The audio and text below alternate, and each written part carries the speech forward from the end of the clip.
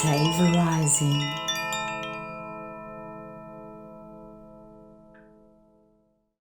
All right, so I want to offer you a warm welcome, Marc Abrams. Thank you so much for joining me today. And this is a special moment because you are our first guest. We've done a number of internal recordings. Very cool. But yeah, I'm so honored and grateful to be here. So thank you so much for including me in this and being the first outside guest. Absolutely. It's an absolute pleasure. I wrote down a note here about internal versus external change, because I think a lot of us, in somewhere in that awakening process, we begin to look for things shifting in the outer world, because all of a sudden we're lit up, and we're like, okay, I see it all. This is all a facade. You see all the weird inversions. We kind of refer to the system on whole as an inversion, the way it kind of traps humanity and harvests energy and all of these things. And meanwhile, we're tuned into this spark inside us suddenly that's connected to all the galactics and to these incredible grids that we've incarnated through so many different systems and our multidimensional being, which is out of time and experiencing all of these dimensions in real time, right? And then we're like, well, why is nothing changing? And it's because we're looking outside of ourselves. Right. And and so I think I really admire the way that you just you dove in and you started bringing information forward, and it's totally your own inner experience that you are sharing. That's your information. And I was listening at one point, you were talking about the channel and how light, this crystalline source frequency light drops into our channel. And then you described it as expressing through sort of like light diffraction into different colors, different expressions. Yeah. Right? Mm-hmm. I was wondering if you could talk a little bit more about that process. Yeah, so we could look at the light as being representative of the soul, okay, or your higher self, however you want to term it. So when we're dropped in and compressed into this body and this body manifests, that light is fragmented, and this universe creates a fragmenting pattern of light. That's how we're able to experience, it's the grid. That's how we're able to see things and see a reality. The five senses, taste, touch, feel, things like that. So we're light fractured, like fractaled out, okay, into many different colors. And as we're here, what's happening is we start to gather that light and we bring it back. We start to piece it back together into the whole. And when we're going through the healing process, the clearing process, we're experiencing and feeling our traumas, doing all that kind of shadow work. What we're doing is we're taking aspects of us that were splintered off as we descended or through this inversion down into this planet, right? Mm-hmm. And we're bringing that back together. And as we piece that back together, we're reconnecting or rejoining those fractal patterns of light into the whole. And as that happens, we start to reconnect with our multidimensional aspects, and we bring that knowledge forward that was cut off from us. So it's a reintegration process. And that's what we're going through. That's how I've experienced it. And yeah, it's very powerful. Beautifully stated. Yeah. Mm-hmm. Yeah. I mean, something that I've been observing a bit, tuning in, is that one thing that can happen with that light when it's dropping in the channel is it can hit sort of energetic knots, so to speak. When we experience a trauma down here on Earth, and there's obviously so much trauma on Earth, it's almost like our circuitry gets overloaded. And in that surge of energy, we kind of, our body's infinitely intelligent, right? Like I view the body as the highest technology in the universe. It's a masterpiece. Mm-hmm. Even though we only know how to, we're kind of have a very elementary understanding of how to operate it, right? But and so the body will process that surge of energy in a traumatic moment and kind of wrap it into this knot, and that knot will then pinball energy that's dropping in the channel, and it'll spin it off into these sort of traumatic patterns where we might feel like an old wound start to come up in a moment when we're feeling triggered, or we get into a mental loop around something. And so as we work on the healing process now, and we begin to unwind these knots, they are made out of extremely dense energy. And so as we process these dense knots and we open them, it actually provides an influx of energy into our system. And we can free up that energy for creation again, Right. we can repurpose it, in other words.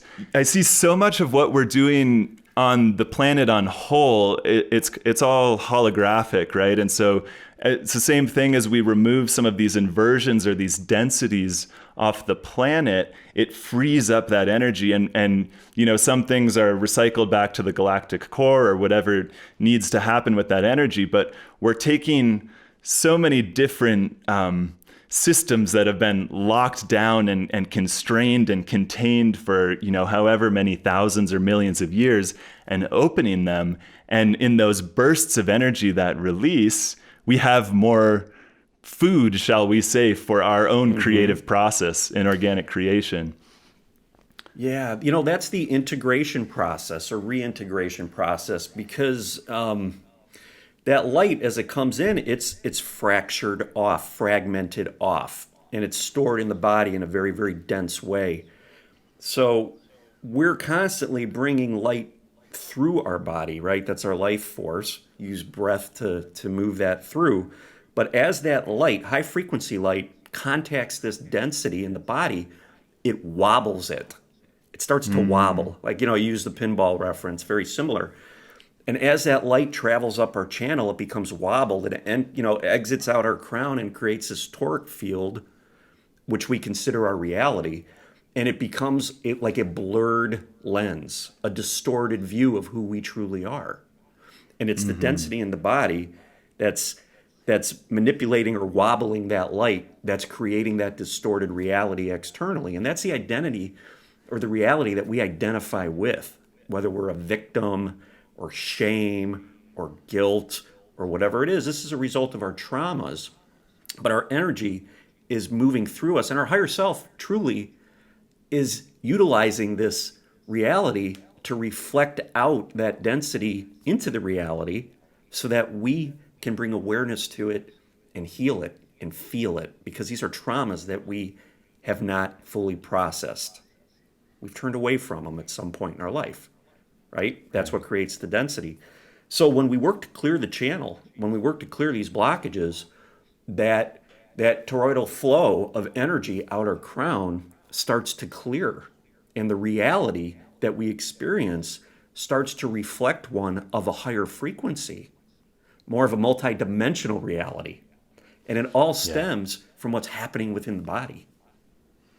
Yeah. You speak so eloquently. Thank you, Mark. That was beautifully put. Yeah, I always tell people, remember the cause, the reality externally, whatever's happening is not the cause. That's the effect. The cause is what's happening within the body. So it's going to reflect out into the reality what's going on. So we could use the experiences, the emotions, the triggers, and things like that to really pinpoint in on what our higher self is showing us needs to be addressed, needs to be felt, needs to be healed, so that we can rise in frequency. Yeah, beautiful. And to add a layer to that, I mean, one of my areas of focus has always been on the matrix, and there's so many different terms for the Archon grid or Ouroboros, or I know in the Don Juan material, he talks about the eagle, a lot of different expressions over the centuries to describe this phenomenon. But one epiphany that came to me in the past year was that we are the matrix. And what I mean by that, right, is that there's energy dropping in our channel. And then when I talk about that pinballing, well, it also hits these mental loops, right, that are kind of programmed into us. That you talk a lot Yeah. about that. And those programs then manifest through our channel, and we project out a reality according to those programs. It's like a reality overlay, if you want to think of it that way. Right. And so the process that you're describing of clearing out the channel and then bringing in your pure crystalline translation of this cosmic energy through you, and then it's actually in accordance with your blueprints, the reality you're projecting out when that channel is clean and pure, that is bringing in the so-called new earth, as you always hear it discussed. It's bringing in your authentic frequency onto the planet, which is the reason why we incarnated into this system in the first place, right? Was to translate multidimensional codes from our star lineage from all over the universe, and to bring them here onto Earth, which is essentially a library of information, a storehouse of all of these amazing codes, and also the reason why it's been so targeted in so many millions of years of galactic wars and so on. And Yeah, it's interesting because the Matrix. You could look at it as a manifestation of the collective frequency, right? Now, everybody has their own individual reality based on the frequency they vibrate at, but there's a collective grid, a collective matrix, and that's a reflection of the frequency of the collective. So again, when we look at reality, we look at that as the effect, and the cause of that is what's happening within. So in terms of control, the galactic wars and those types of things, really we could look at that in terms of a level of consciousness, because if we're looking at that as being suppressed, as being controlled, that represents the state of frequency the collective's at, right? Yeah. So how does that state of consciousness, that frequency, manifest? And that's how it manifests, through these eons of control, eons of fear, suppression, whatever it is, you want to use to describe it. That's the level of consciousness that's being held at the collective level. So we're here now, we're purifying our light, we're manifesting that into the grid, into the matrix, and reconfiguring it to a higher state of consciousness. And as we do that, that allows these higher dimensional beings to be able to start to manifest in that matrix, because it's right, it's at a higher frequency now, so it can attract higher frequency beings or multidimensional beings, right? So it's all about what's happening within us.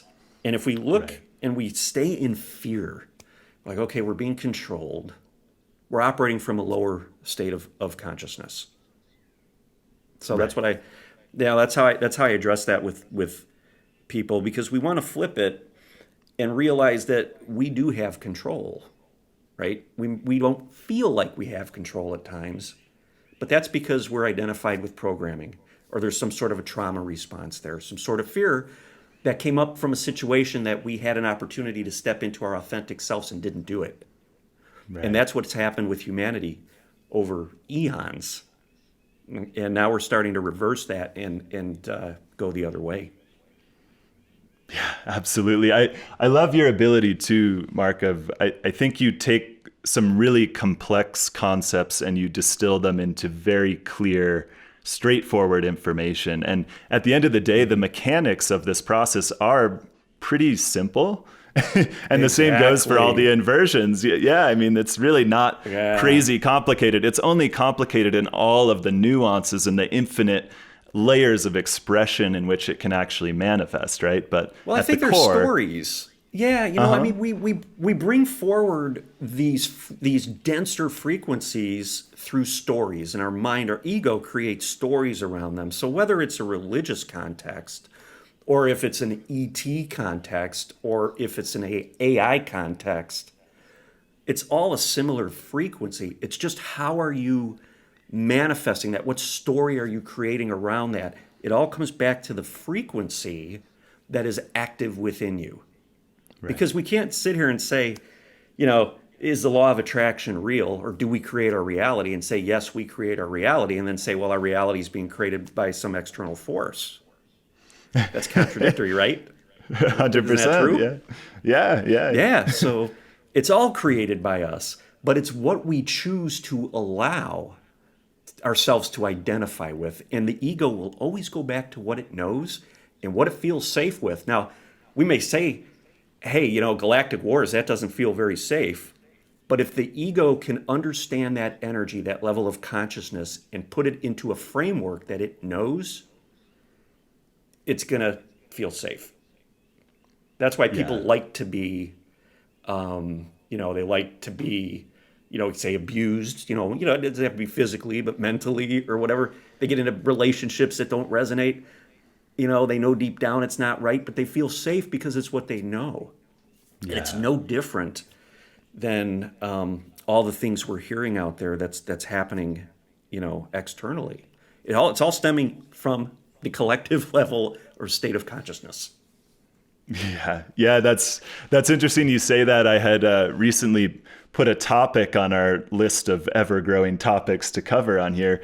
Why does humanity take so much abuse? And that's just a very, again, straightforward, eloquent way of putting it. It's familiar. Yeah. The ego is comfortable. Yeah. Yes. Yeah. Yeah, and sorry, go ahead. No, I was going to say it really, like you said before, the mechanics of this are very basic, very simple. And there's core concepts here at work regarding manifestation, law of attraction, creating your reality, and those types of concepts in frequency. Mm-hmm. And that's really what we're dealing with here. The rest of it's really story. Right. Yeah. Right. Yeah. And as we talk about then engaging in the healing process, I know in your steps of ascension, you talked about the dark night of the soul, and I think that's so relevant to humanity right now and in the past few years. I certainly know I've had multiple waves of that experience, and over years and years, it's almost like layer after layer unwrapping, right? Yeah. And it's a bit ironic, I think, for a lot of people that the place that we can actually look for our enlightenment, so to speak, our highest frequency, is in the depths of the darkness inside of ourselves. And that's just so counterintuitive if this process is sort of new to you. Because you're like, sure. It's like, because you expect bliss and all this awesome stuff all the time, right? You're like, okay, well, this ain't right. Right. All the promises of what you hear the enlightened masters preaching, right? But maybe what they're not necessarily sharing is all of their own internal diving down into areas of distortion in their own field, and clearing ancestral trauma and clearing all of the layers of programming that can block us from our true expression. And when we face that head on, it's pretty ugly a lot of the times. And it can even be a little bit shocking, jarring to the system to be like, oh my God, that existed inside of me. Because we tend to, so much of the programming is about externalizing everything, right? And so, for example, my partner and I, we built our own house. This was just a little bit before COVID and all of that, thank God. And it was so stressful. We did it all out of pocket and, just exhausted every day, long days and stresses from everywhere and passing inspections and all these things. And I had moments where I came unglued, completely unglued. And I was shocked to realize that I had that inside of me, And so it was kind of a precursor for what was about to come down the pipeline for the collective, and by the time all the lockdowns and all that stuff sort of happened, I really felt like I had done a lot of that inner work. We had a really steady meditation practice going, and taking a good, long, deep look inside at personal distortions. And then, and then that process got totally up-leveled last year when I went to South Africa and met these two women who are working with this cleanse process where you are passing parasites. The primary focus is on parasites, and then working with plant medicines and all these different synergistic plant medicines. It's a spectacular protocol that Rhoda and Zelkia channeled over there in South Africa. But anyway, it is deep, deep, deep shadow work.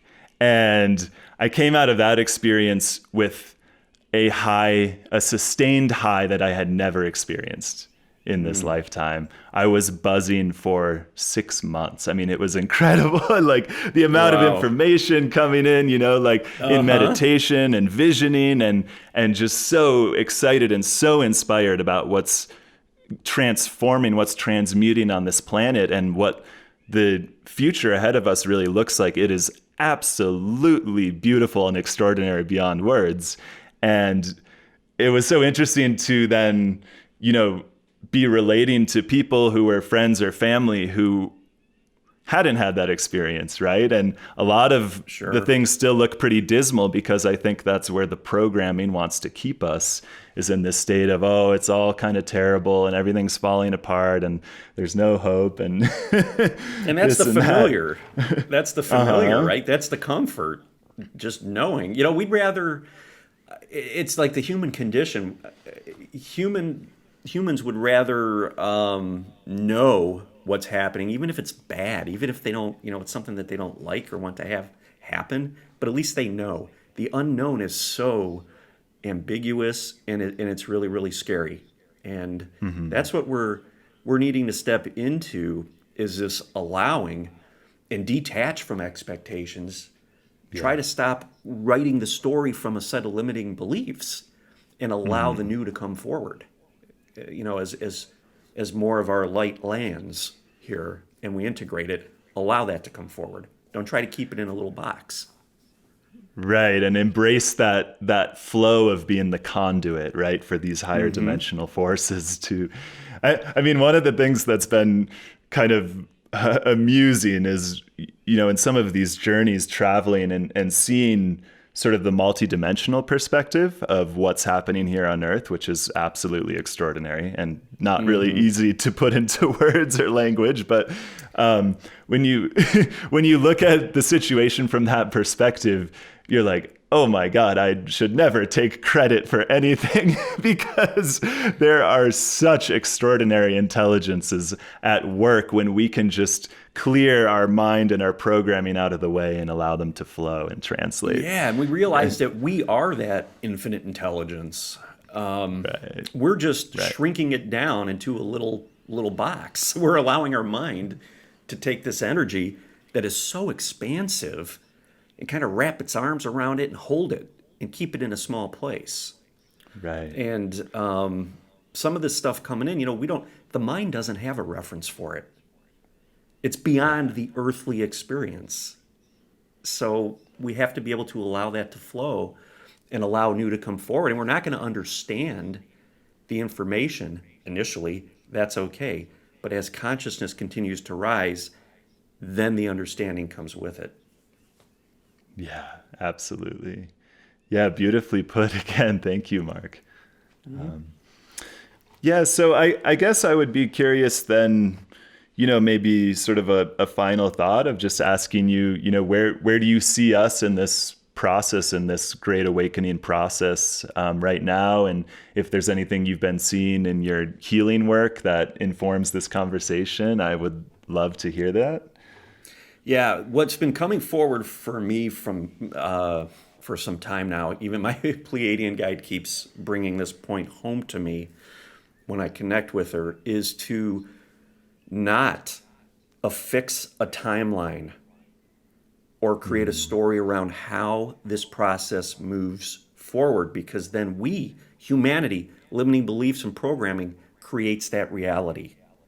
What we want to do on an individual level is live to the highest possible potential of our light that we have access to. We want to embody that, and we want to bring that forward on a daily basis. We want to continue to heal. We want to continue to feel whatever comes up when we're triggered, we want to be able to create that space and hold that space and become the observer of all of these emotions that are rising up within, because that's what we're being shown is in the way. So as we can do that, we create more space within the body. The body starts to rise in frequency even further. We attract more light, and the reality begins to reflect that. But we want to do it from a space of allowing and not trying to control or predict. Okay, because every time we try to create a story around something, we shrink it. We take the bigness out of it, out of what's moving forward, moving through, and make it small. Right. Wow. That is a beautiful message. I think you are so on point. And I think humanity needs to hear that right now. I mean, the struggling, let's be fair. I'm totally compassionate. I'm sympathetic. I'm young too. And there's a lot of beings out there who have been awake for 30, 40 years. And this is grueling, the amount of time it's taking, and to still see all the suffering and pain around us, to see, things like technologies being withheld from us and the control system. And one of the things that always pains me is, the destruction of the planet, because this is such a special, Right. amazing library. And at the same time, trusting if we can move through all of that and just, see where it's linking into a knot or a wound in our own system, focus back on that knot or wound, work on clearing that out of our field. And when we can release that knot, we've released it off the planet, and it's cleared an entire new layer for that creation space to come in. And so, we all have work to do, irrespective of what's happening in the external world. We all have a lot of work to do, and it's really as much as you are willing to sign up for.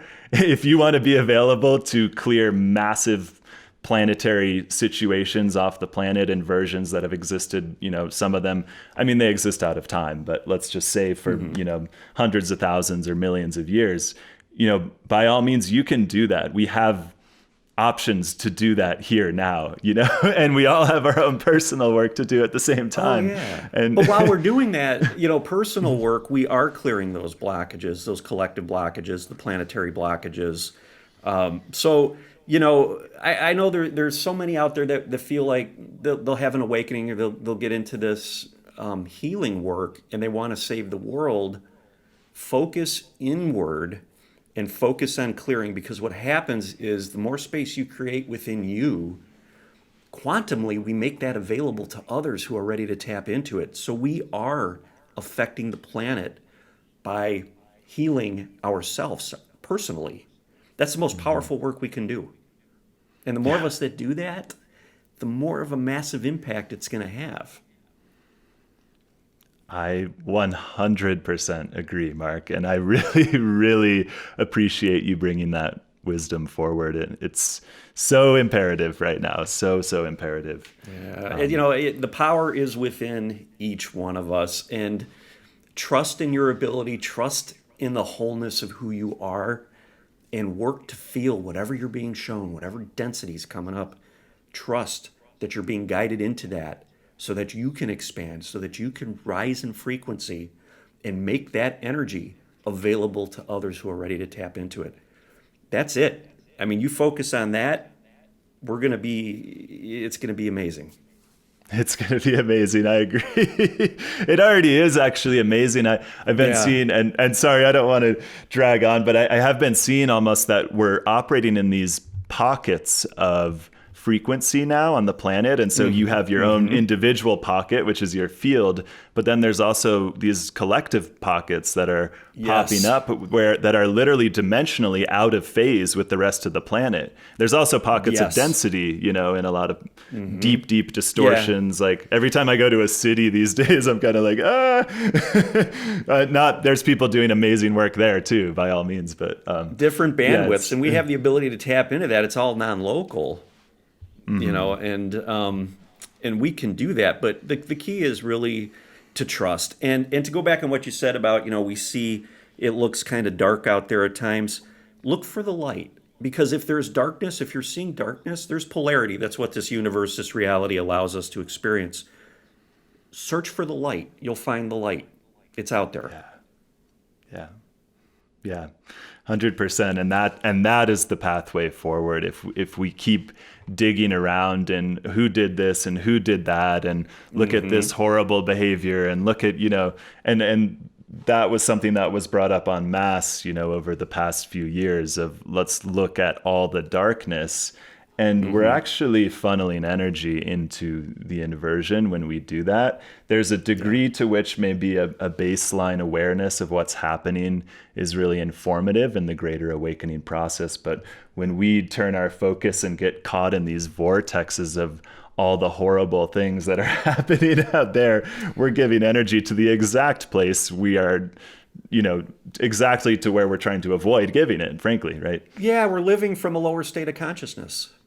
Right. And we have so much more available to us that we don't need to make that choice to live in a lower state of consciousness. Let's make a choice to resonate to a higher state of consciousness. Yeah. Yeah. And look at that the incredible frequencies and the incredible beings that are now able to enter into the planet. I mean, the planet was way too dense, even just a few years ago for a lot of these galactics. I mean, the frequency of beings that are now able to work directly with Gaia and to incarnate too is absolutely extraordinary. And so if we look forward to that joy, which is also just on the other side of this little shift, right? It's right there. Like the veil is so thin. And so work on pulling that through into our reality. That's the field we want to attune to and align to every day as much as possible. And it will become our manifest reality very, very soon. And it is. And we've been doing that for a long, long time, and that's what's allowed that to happen. So we just continue. If you want validation, like exactly what you're saying, you look back and you see how things have changed. We continue down that path and we trust. And we just live to the highest expression that we have available to us. Yeah. Yeah. Wow. Wow. Well, that is so beautiful to hear in your words, Mark. And I am so appreciative for you spending this time today. That was incredible. And keep it up, man. Yeah, I'm so grateful for being here as well. If anyone listening to this wants more information or wants to find me on YouTube, my website's soulintegrationcoach.com. I've got my YouTube link on there. I've got over 600 videos on YouTube now. Wow. So a lot of these good types stuff. of topics. Yeah, Cool. I'm on Instagram and Facebook. So they could get any information there and connect up with me. Awesome. Well, that's fantastic. Yeah. And I'll put all this. We have a website going, newoctaverising.com, and fledgling YouTube channel too. It's coming. It's a lot of work, but yeah, such a pleasure. Thank you so much, Mark. Oh, you're so welcome. I'm so grateful. Hope to speak with you soon. Okay. Yeah. Let's do it again. Thank you. All right. Sounds good, Zane. Thank you. Bye-bye. All right. Take care. Bye. You too. Bye.